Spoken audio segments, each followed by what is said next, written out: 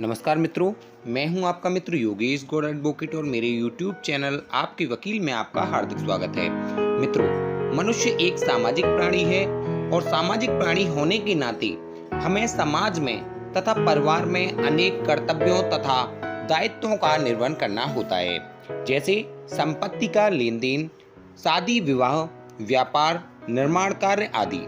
कभी कभी तो ये कार्य बिना किसी बाधा के संपन्न हो जाते हैं और कभी कभी इन कार्यों को करने में अनेकों व्यवधान उत्पन्न हो जाते हैं, जिसके निवारण के लिए हमें न्यायालय की शरण लेनी होती है। जब बात अधिकारों की होती है तो सिविल न्यायालय में हमें बात दायर करना होता है, लेकिन इन मामलों में न्यायालय को निर्णय तक पहुंचने में बहुत अधिक समय लग जाता है।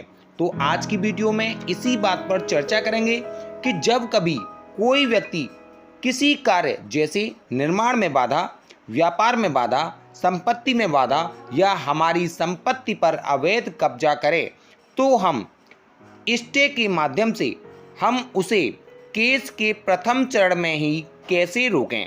मित्रों, वीडियो स्टार्ट करने से पहले एक निवेदन करना चाहता हूं कि यदि आप मेरे चैनल पर नए हैं तो मेरे चैनल को सब्सक्राइब कर लें और बेल आइकन को अवश्य प्रेस कर दें।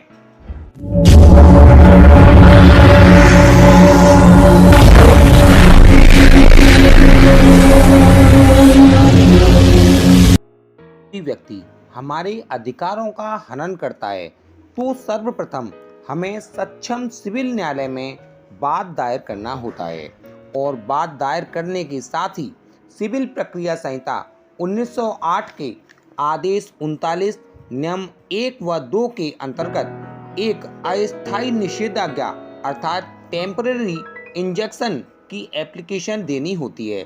इसका उद्देश्य यह होता है कि बाद के प्रथम चरण अर्थात फर्स्ट स्टेज पर ही दूसरे पक्ष को मुकदमे में निर्णय आने तक के लिए रोक दिया जाए।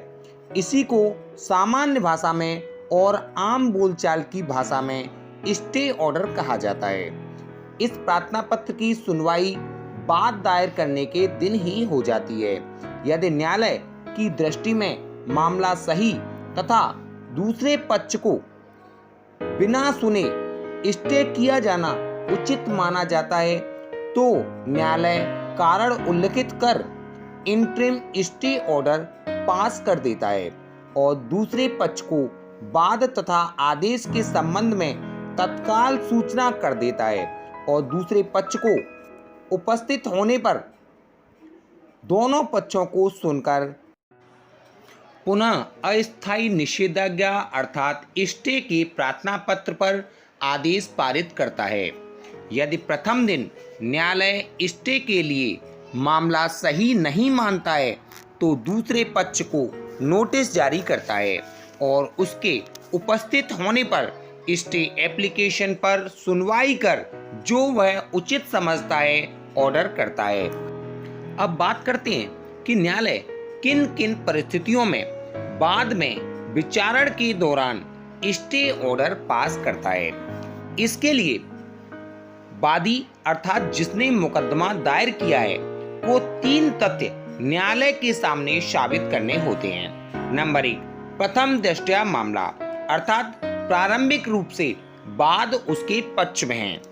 दूसरा, सुविधा का संतुलन अर्थात यह आदेश न किया गया तो उसे बहुत ही असुविधा होगी। तीसरा, अपूर्णीय क्षति अर्थात ऐसी क्षति होगी जिसकी की किसी प्रकार से भरपाई नहीं की जा सकती है। यदि वादी के पक्ष में ये तीनों तथ्य होते हैं तो न्यायालय बाद में स्टे ऑर्डर पास कर देता है। यही स्टे का आदेश बाद के किसी भी चरण में धारा 151 सीपीसी के अंतर्गत भी न्यायालय द्वारा दिया जा सकता है। तो मित्रों, आप सीपीसी के आदेश 39 नियम 1 व 2 तथा धारा 151 सीपीसी के तहत न्यायालय से स्टे ऑर्डर प्राप्त कर सकते हैं। तो मित्रों, यदि आज मेरे द्वारा दी गई जानकारी आपको अच्छी लगी हो तो मेरे चैनल को सब्सक्राइब करना न भूलें और यदि आपकी कानून से संबंधित किसी प्रकार की कोई भी समस्या है तो मेरे चैनल पर कमेंट करके मुझे अवश्य बताएं। मैं आपकी हर समस्या का निःशुल्क समाधान करने का प्रयास करूंगा। धन्यवाद। योगेश कुमार गौड़, एडवोकेट, जिला एवं सत्र न्यायालय, हाथरस, उत्तर प्रदेश।